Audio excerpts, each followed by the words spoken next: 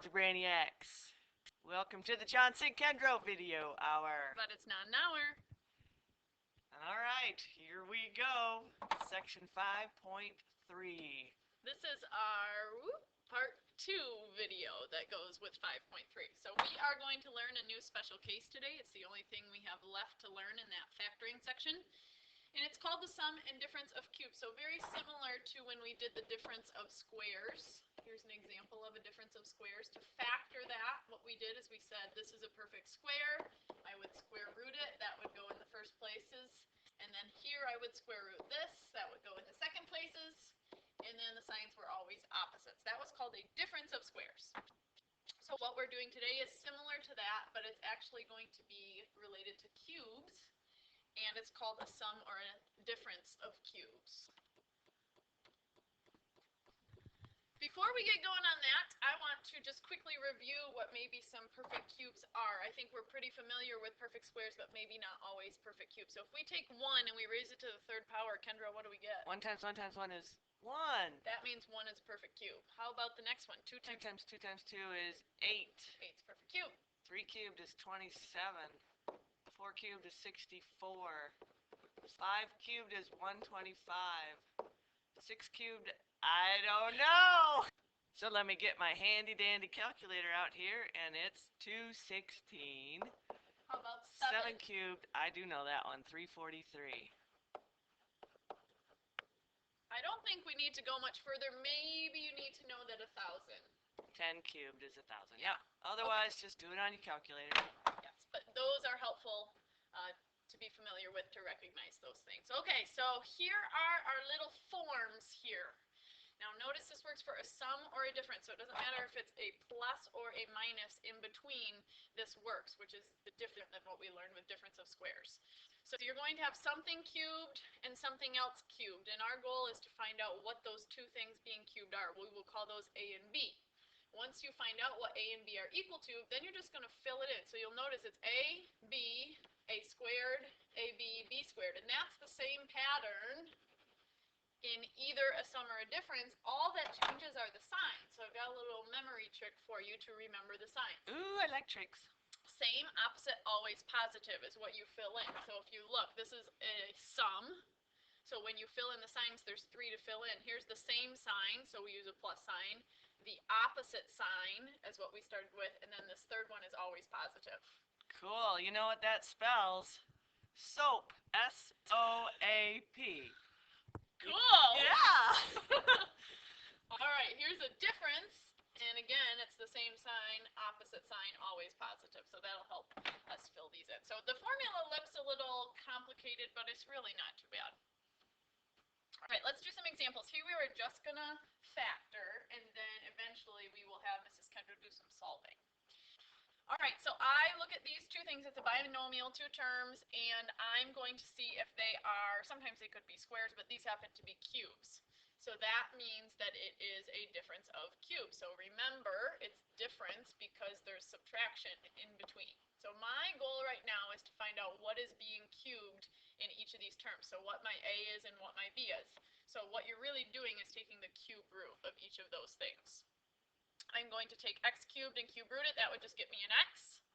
And then the cube root of 8, that would be asking what times what times what is that number? What is it? 2. All right. All right. So now I'm going to factor it. It factors into a binomial and a trinomial.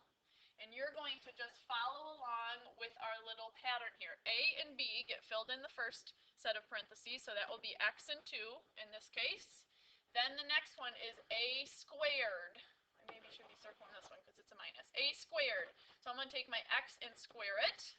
Then in the middle we do a times b. X times 2, that would just be 2x in the middle. And then b squared goes in the last place, so I take my b and square it. That's a 4. Last thing to do is to fill in the signs. So Kendra said we can use that soap. We're going to clean it up here, people.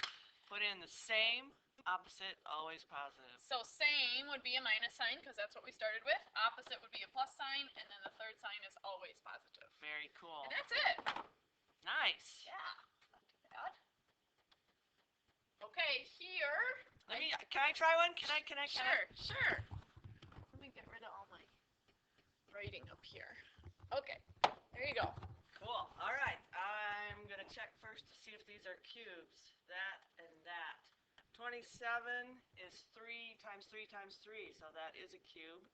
This is obviously a cube with the little 3. 64 is 4 times 4 times 4. So my A is 3x and my B is 4. Because you cube rooted those terms. Right. Now I see the plus, so that's going to match this one up here. So I'm going to make a little parentheses and a big parentheses. Binomial and a trinomial. Right. So A cubed, I would take this and cube it. Oh, I'm sorry, that would be 3x here. Don't need to cube it yet. It was cubed. And then the 4 goes here. Then I have to square this for here. Now I got to square both parts, the 9 and x squared. Oh, I see. You got Both to parts. square the number and the variable. Yep, and then the next one is 4, so that is 4 squared is 16. Okay, and then in the middle. In the middle I have to multiply them together. 3 times 4 is 12, so I have 12x. Now I want to clean things up with SOAP. SOAP, same. I have a plus. Opposite would be minus, and then always positive would be plus. I see it's a little more complicated when the numbers are bigger and Right. the coefficient in front of your x cubed there. So it's good to know and recognize your cube numbers. Okay. So now that we've got some factoring practice under our belt, let's go down and use it to solve. So make sure you pay attention to the directions. If they say factor, you're just done once you have the parentheses. So when we solve, we want to make sure we have everything on the same side, so therefore set equal to 0. You will factor, like we just learned, and then you will set each factor equal to 0. And then I put a little hint on here. After the sum or difference of cubes, if you cannot continue to factor, which you're not going to be able to factor, we're going to have to use quadratic formula on the big set of parentheses. Woohoo! We love that formula. Oh, yeah, we do. So let's do one of those right now. So it says solve, and then we're going to have to find what the solutions are, and we're going to do this by factoring because it is a sum of cubes. This thing is a perfect cube, 27x cubed. If I were to take the cube root of that, that would give me 3x, just like the one Kendro did. And then 1 is a perfect cube as well. That means my b value is 1. So I'm going to factor it with the little parentheses and the big parentheses. A and B, just like they are. Then in the next one, I have to square the A. Remember, you're going to square the number and the variable. In the last one, you square the B, so that's just a 1. And then in the middle, you multiply them together. 3x times 1 is just 3x in the middle. It was plus, so I'm going to use the same sign, opposite sign, always positive. Okay, when I see that equals 0, I always know I got to set each part equal to 0. If there's no equal 0, then you're done at this point. So we need to set each factor equal to 0. 3x plus 1 equals 0. To solve this, we would subtract 1 and then divide by 3.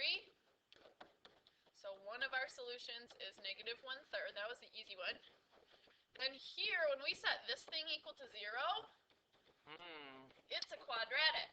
Normally we can do 2 little parentheses, but these are actually not going to be factorable. They're not going to be factorable, so the way that we are going to solve is by using quadratic formula. I'll write that down for you just in case you forgot. Who could forget that fun formula? That's right.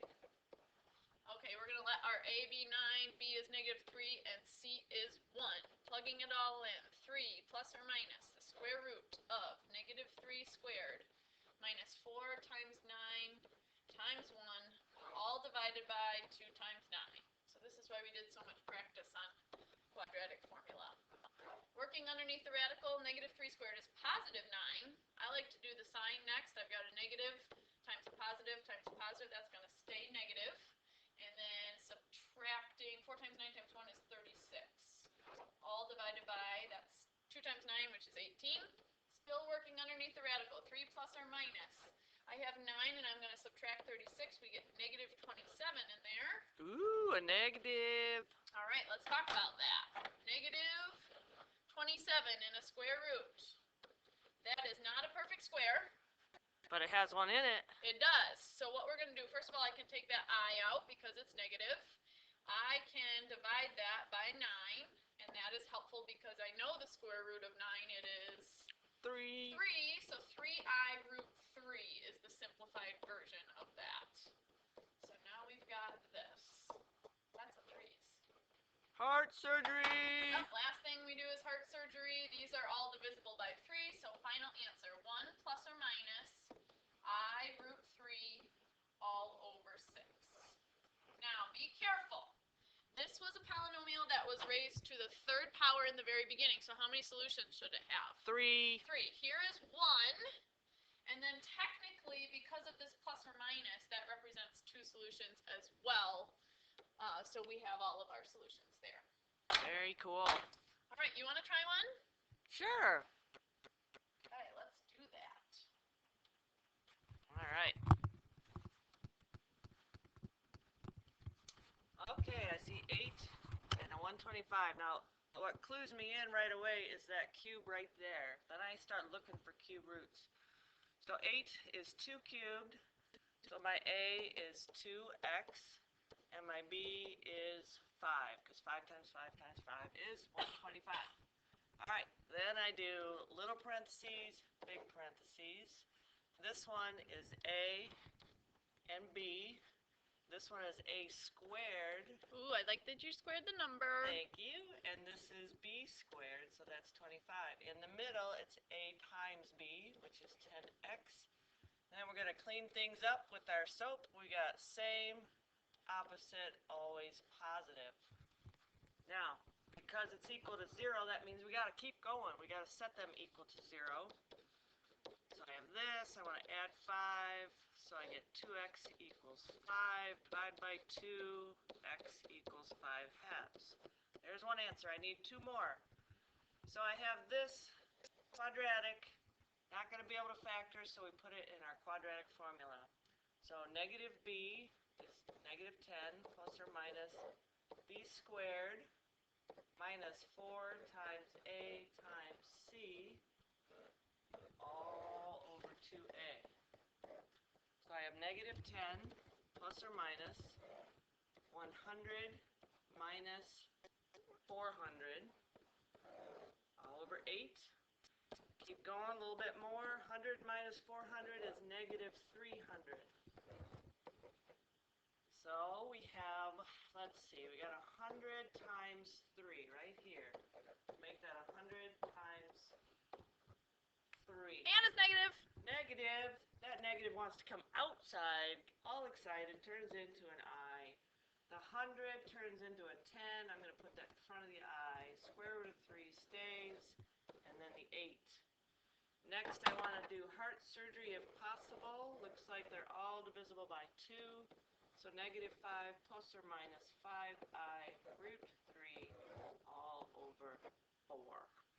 That's pretty fun, I think. So your 3 answers are right there. Yep. All I right. got 2 here and 1 here. Very good. All right, that'll do it. That's pretty good for a day's work. We'll see you guys tomorrow.